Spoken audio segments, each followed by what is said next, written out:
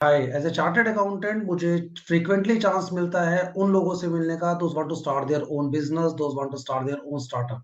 And in this video मैं try करूंगा आपके साथ वो क्वेश्चंस, वो प्रैक्टिकल क्वेश्चंस डिस्कस करने की which are comes to their mind at first time. जब वो स्टार्ट करने की सोचते हैं तो उनके दिमाग में फर्स्ट सबसे पहले क्या क्वेश्चंस होता है। So if you are selling in the same boat, आप भी कुछ नया स्टार्टअप स्टार्ट करना चाहते हैं या कोई बिजनेस में हाथ बढ़ाना चाहते हैं अपना, तो जो क्वेश्चंस सबसे पहले आपके दिमाग में आएंगे वो क्वेश्चन क्या है और उनका सॉल्यूशन क्या है या उनका आंसर क्या है। एज ए प्रैक्टिकली मैं आपको बताने की कोशिश करूंगा that video would be more practical rather than formal.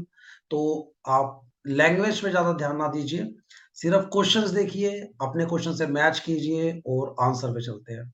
तो सबसे पहला क्वेश्चन जो दिमाग में आता है वो ये होता है कि whether I want to get register myself from the first day if I want to start a business.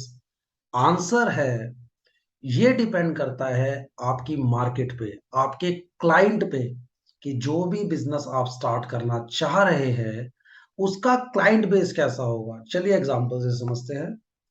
Let suppose आप एक अनऑर्गेनाइज मार्केट में काम स्टार्ट करना चाहते हैं। अनऑर्गेनाइज मार्केट का मतलब है कि जो आपके क्लाइंट है, चाहे आप उन्हें पक्का बिल दे, पक्के बिल का मेरा मतलब है जीएसटी का बिल दे, तो उन्हें फर्क नहीं पड़ता, और अगर ना दे तो भी फर्क नहीं पड़ता।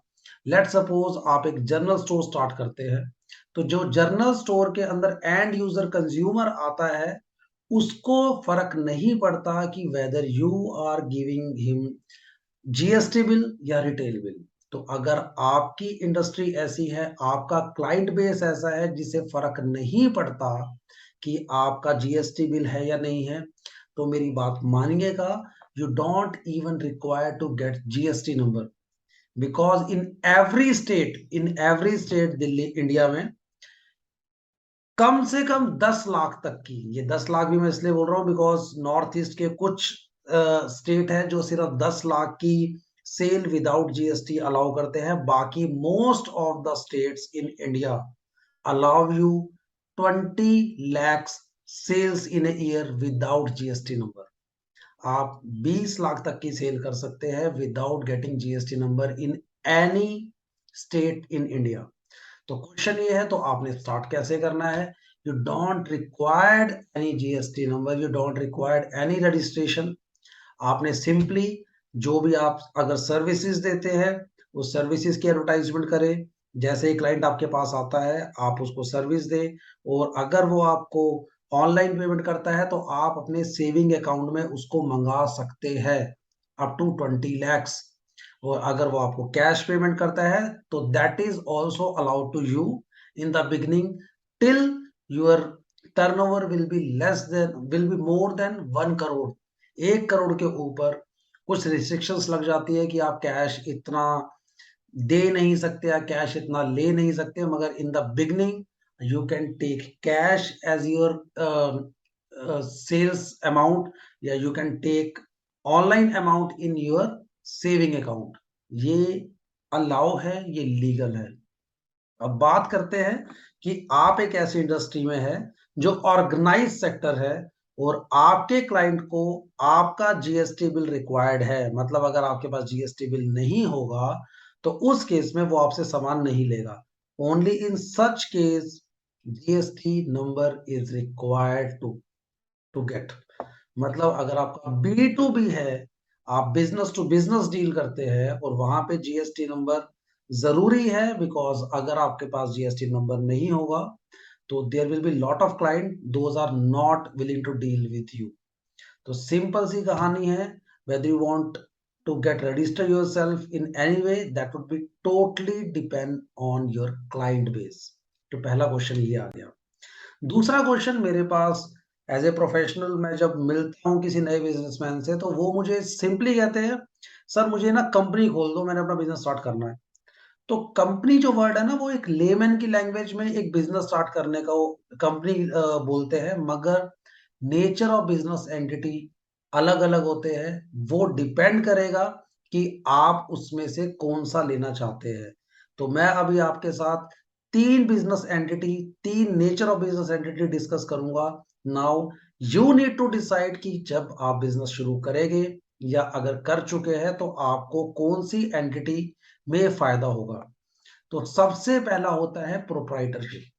प्रोप्राइटरशिप का मतलब है कि you are going to start your own business on your PAN number. इसके अंदर अगर आप अपना बिजनेस प्रोप्राइटरशिप से स्टार्ट करते हैं तो इसमें आपको नया पैन नंबर लेने की जरूरत नहीं होती है, आपके पैन नंबर पे ही वो स्टार्ट हो जाएगा। और at the end of the year अगर आपके बिजनेस से आपको कोई इनकम होती है या अगर आप जॉब भी करते हैं या जो भी आपकी इनकम होगी वो सारी क्लब होके आपकी इनकम टैक्स रिटर्न में जाती है। ये सिंपल है, प्रोप्राइटरशिप कंसर्न में आप बिजनेस स्टार्ट कर सकते हैं। लेट सपोज आप एक से ज्यादा लोग हैं, मान लीजिए दो पार्टनर्स हैं जो साथ में बिजनेस स्टार्ट करना चाहते हैं। In case more than one person, you have two options. The first one is partnership firm, and in partnership firm you need to get an other PAN number at the name of partnership firm। जो भी आपकी partnership firm आप बनाएंगे deed के through बनाएंगे, उस deed के through आपको पहले पैन नंबर अप्लाई करना पड़ेगा। उस पैन नंबर के बाद आपको जीएसटी नंबर भी अलग से अप्लाई करना पड़ेगा। अगर आपके पास इंडिविजुअल कैपेसिटी में आपका जीएसटी नंबर है तो आप उसको प्रोप्राइटरशिप पार्टनरशिप कंसर्न के अंदर यूज नहीं कर सकते, आपको जीएसटी नंबर भी अलग लेना पड़ेगा। और at the end of the financial year आपकी पार्टनरशिप फर्म की आईटीआर इनकम टैक्स रिटर्न भी अलग से जाएगी। अगर आप पार्टनरशिप से अलग कुछ हटके करना चाहते हैं तो आपके पास ऑप्शन है प्राइवेट लिमिटेड इनकॉर्पोरेट करने का। और इस केस में भी आपको डिफरेंट पैन नंबर अप्लाई करना पड़ेगा, जीएसटी नंबर अलग से अप्लाई करना पड़ेगा, इनकम टैक्स रिटर्न अलग से फाइल करनी पड़ेगी आपकी प्राइवेट लिमिटेड की, और MCA ministry of company affairs के अंदर भी अलग से कंप्लायंसेस आपको पूरे करने पड़ेंगे।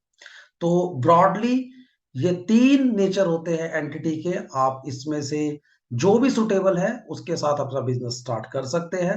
मगर as a professional I will always suggest you to start with proprietorship concern because of less compliances, and you can focus on your sale, you can focus on your business, because in proprietorship concern there is least government compliances।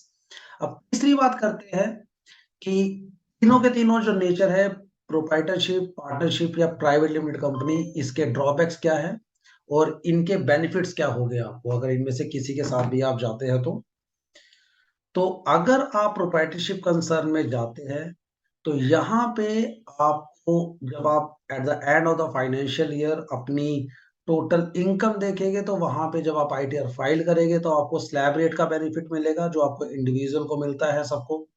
Minimum compliance है, I already discuss with you, and easy to close business. ये एक negative points मैंने जोड़ा है, मगर that is practical कि जब भी कोई स्टार्टअप स्टार्ट करते हैं out of 100 90 startup need to close down, because जो कंसेप्ट होता है वो गलत होता है या फिर जो एक्सपेक्टेशन होती है उसके हिसाब से बिजनेस नहीं चलता, तो लोग अपना बिजनेस बंद करते हैं। तो इफ अगर कभी ऐसा टाइम आता है कि you need to shut down your business and you are doing it in proprietorship concern, so that would be most easy to close it down without any external liabilities। अगर आप partnership firm में जाते हैं तो partnership firm के जो compliances है वो प्राइवेट लिमिटेड से तो कम है मगर प्रोप्राइटरशिप कंसर्न से अभी भी वो ज्यादा होते हैं। साथ में पार्टनरशिप फर्म के अंदर जो आप पार्टनर होते हैं उनकी सैलरी के ऊपर लिमिट होती है। ऐसा नहीं है कि अगर आप 1 करोड़ कमाते हैं, मान लीजिए आपने 1 करोड़ कमाया तो आप 1 करोड़ को एज ए सैलरी विड्रॉ कर सकते हैं। यहाँ पे लिमिट होती है कि एक पार्टनर कितनी सैलरी को विड्रॉ कर सकता है।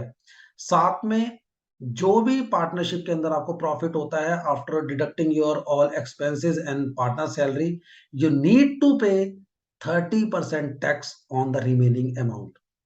और अगर आप उस पोजीशन पे आ जाते हैं कि यू डिसाइडेड कि I will close down my business, in such case it would be little bit complicated as compare to proprietorship concern to cease your business, थोड़ा सा मुश्किल हो जाएगा आपके लिए।